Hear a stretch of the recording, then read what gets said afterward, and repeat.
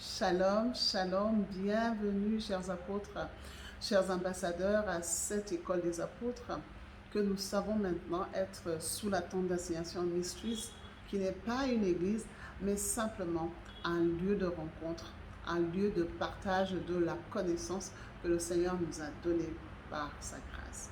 Ce matin, nous allons partager avec vous cet enseignement sur le respect de l'alliance en utilisant le verset 2 de Jean 14. Qu'est-ce que ce verset dit? Il nous dit simplement: il y a plusieurs demeures dans la maison de mon Père. Il y a plusieurs demeures dans la maison de mon Père. Mais avant de continuer, une petite prière. Éternel, mon Dieu, mon roi, Dieu trois fois saint, nous te remercions de nous avoir permis d'être ici et maintenant à ta sainte convocation. À tes pieds, nous déposons tout ce que nous sommes, nos peurs, nos doutes, nos attentes, tout ce que nous sommes, la connaissance. Que cela te parvienne, Seigneur, comme un parfum d'agréable odeur, parce que tu es celui qui sonde les reins et les cœurs. Donne-nous la paix, Seigneur, comme toi seul tu sais la donner, malgré les circonstances, malgré les tribulations, éternel mon Dieu, mon roi. Que notre cœur ne s'alarme et ne se trouble point. Pour la gloire du Seigneur Jésus-Christ, nous t'avons prié. Amen. Alors, chers apôtres, chères excellences, Jean 14, 2 nous dit: il y a plusieurs demeures dans la maison de mon Père. Et de façon littérale, de façon cognitive et intelligente, on peut comprendre ce verset ainsi: il y a plusieurs pièces dans la maison de mon Père, ou alors il y a des dépendances dans la maison de mon Père, et que dans ces pièces, dans ces dépendances, chacun a un rôle à jouer et chacun s'y trouve. Mais le Seigneur, pour que nous grandissions de plus en plus dans l'amour et le respect, il m'a donné une révélation que je vais partager avec vous. Cette révélation est et porte sur le respect de l'alliance. Alors, depuis toujours, depuis la création du monde, Dieu veut sauver l'humanité. Et pour sauver l'humanité, il se choisit des personnes à qui il donne un mode opératoire, à qui il donne des façons de faire, ce qu'il attend de l'homme, pour que la personne qui reçoit cela et les personnes qui vont suivre, mettre en application ce que cette personne dira, que ces personnes soient sauvées. C'est cela l'alliance.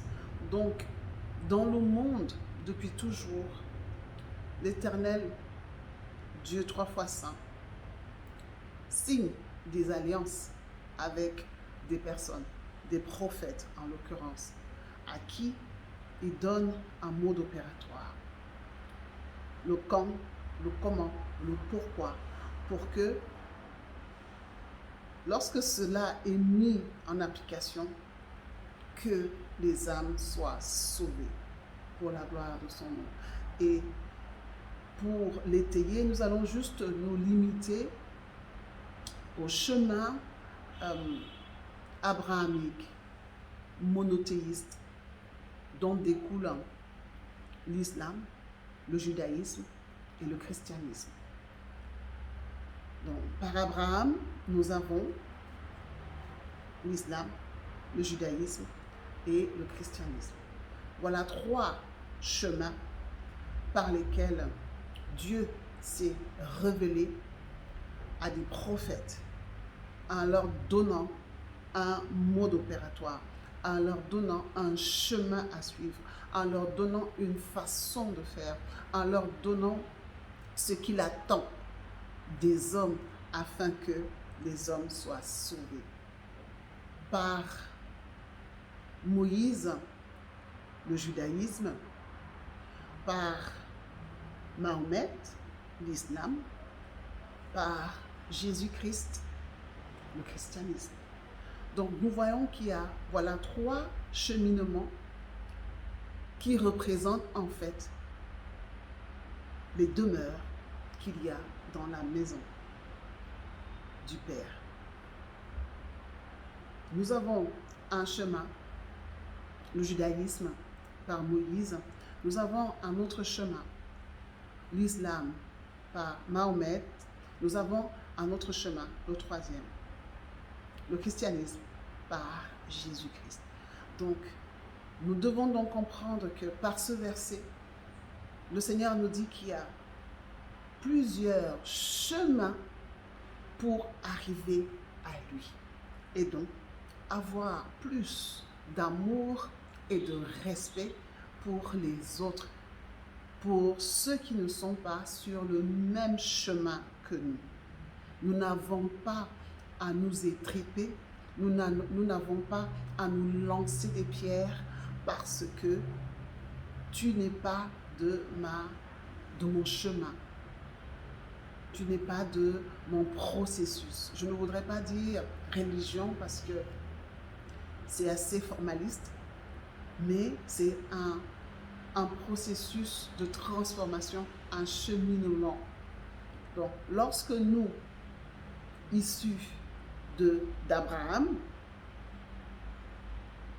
nous devons donc avoir plus d'amour et de respect. Donc, ces différents chemins qui arrivent à l'Éternel des armées, on le comprend bien.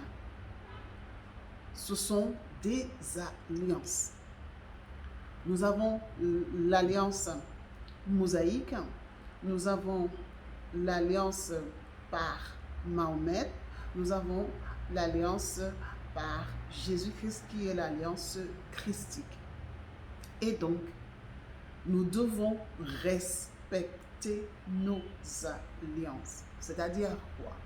C'est-à-dire que si nous sommes chrétiens, nous devons faire uniquement ce que le christianisme nous demande. Mais nous savons aussi que le christianisme a ceci de délicat, qu'il a un point qui est très important, qui est même central au christianisme, mais malheureusement qui n'est pas visible, c'est le Saint-Esprit.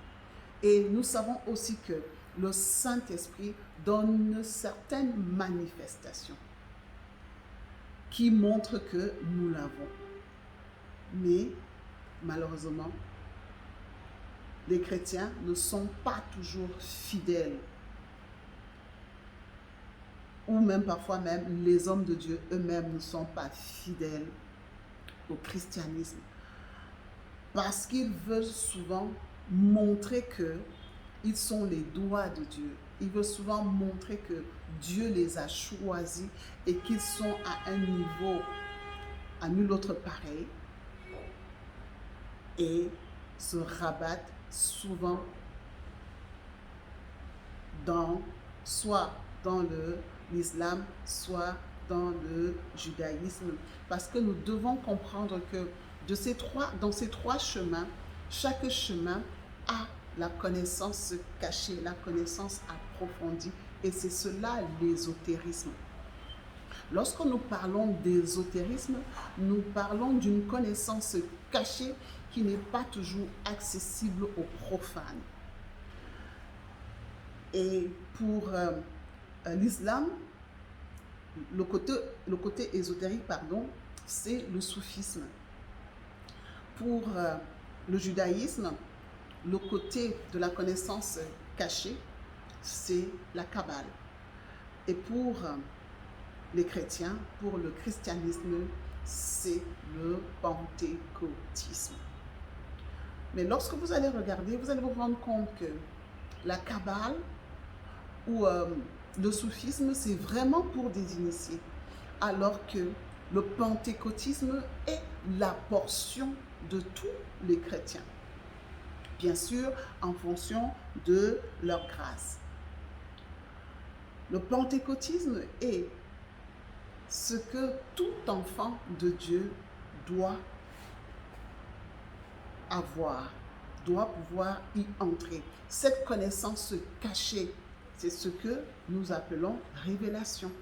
Lorsque nous rentrons dans la connaissance cachée, le Saint-Esprit va nous révéler certaines choses qui ne sont pas toujours compréhensibles par le commun des mortels. Et cela est la portion de tout chrétien, bien sûr, en fonction de sa grâce.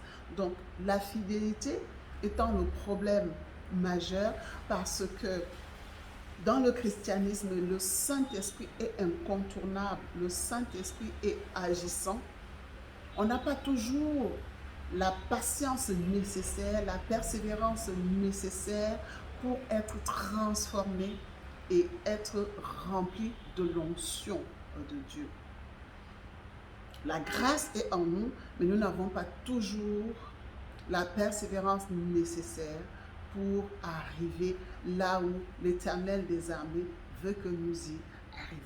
Donc, chères excellences, comprenons que le pentecôtisme qui est l'ésotérisme, du christianisme est à la portion de tous et que nous devons véritablement y accéder parce que c'est Jésus-Christ qui a fait de nous véritablement ces ésotériques-là. Lorsque nous mangeons de son corps et buvons de son sang, vous vous imaginez, ce n'est pas quelque chose de simple, c'est quelque chose qui a une mystique derrière, c'est quelque chose qui a une portée spirituelle incroyable. Donc, nous devons accepter de rentrer dans la connaissance. Revenons à la fidélité de nos alliances.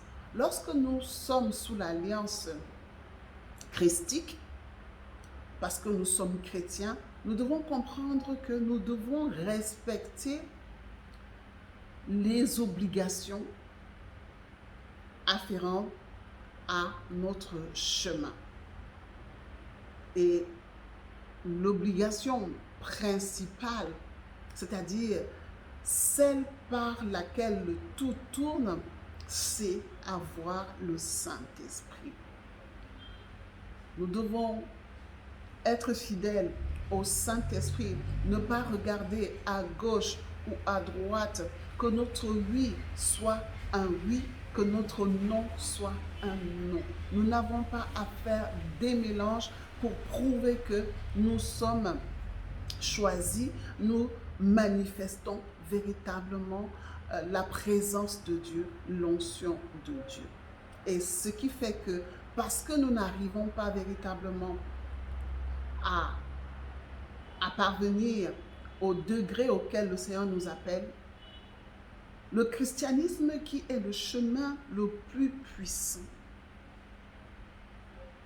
n'est pas opérant.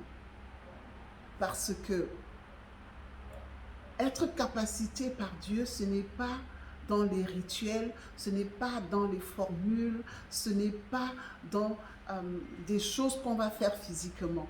On est capacité par le Seigneur spirituellement.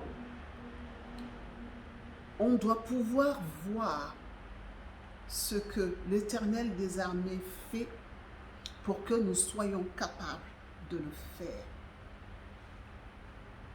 C'est ce que Jésus-Christ disait en parlant de ne faire que ce qu'il voit son Père faire. Et cette capacité spirituelle ne vient que de notre volonté à accepter les voies du Seigneur dans notre vie.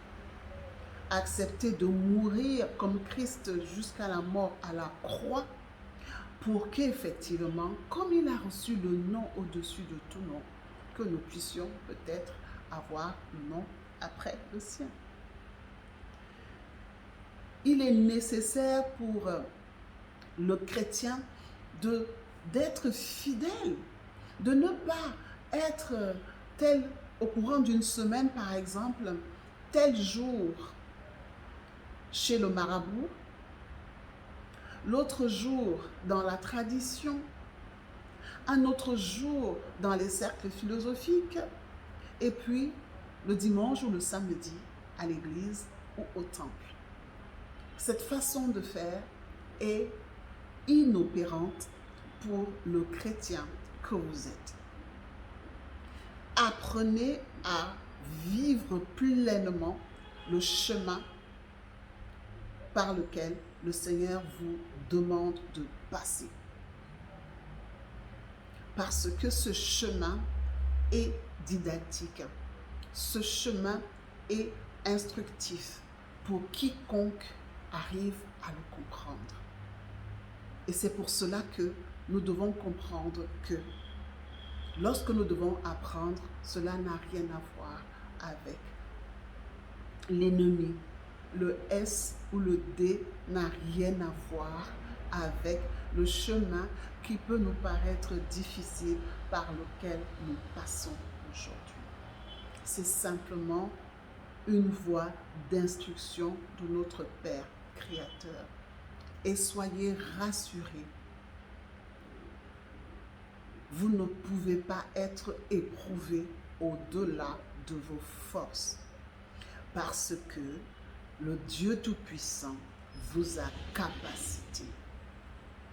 Quel que soit le problème par lequel vous passez, quelle que soit la circonstance dans laquelle vous êtes, vivez cela avec foi, en acceptant que tout ce qui vous arrive est bien dans la volonté parfaite du Seigneur. Mais surtout, avoir la conscience de comprendre ce par quoi vous êtes en train de passer. Arriver à capter l'information, arriver à saisir la connaissance que le Seigneur veut vous donner dans la situation dans laquelle vous êtes. Donc, pas besoin d'aller chercher ailleurs. Nous avons tout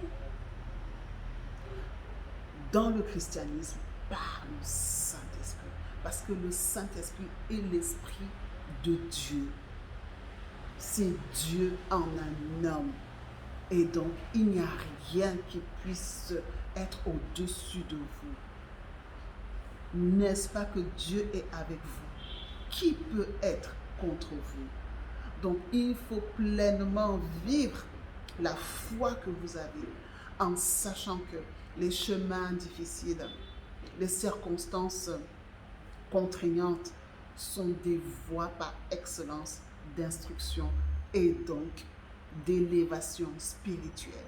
Et lorsque vous êtes élevé spirituellement, pas par des calculs, pas par des formules, pas par des rituels, mais par le Dieu Tout-Puissant de façon spirituelle, alors vous marchez vers le je suis.